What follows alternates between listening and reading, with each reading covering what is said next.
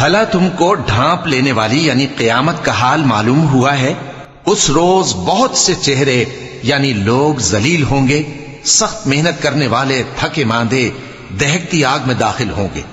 ان کو ایک کھولتے ہوئے چشمے کا پانی پلایا جائے گا،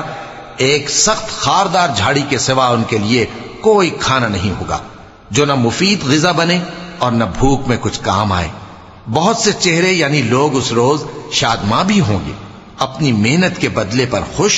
بہشت بری میں وہاں کسی طرح کی لغو بات نہیں سنیں گے، اس میں چشمے بہ رہے ہوں گے، وہاں تخت ہوں گے اونچے اونچے اور کٹورے قرینے سے رکھے ہوئے اور گاؤ تک یہ قطار کی قطار لگے ہوئے اور نفیس مسندیں جگہ جگہ بچھی ہوئی۔ تو کیا یہ لوگ اونٹوں کی طرف نہیں دیکھتے کہ کیسے عجیب پیدا کیے گئے ہیں،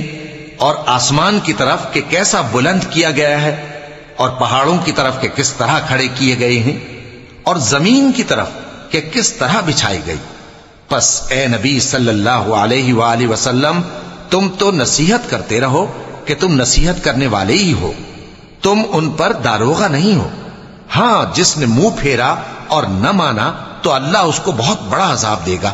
بے شک ان کو ہمارے ہی پاس لوٹ کر آنا ہے، پھر ہمارے ہی ذمے ان سے حساب لینا ہے۔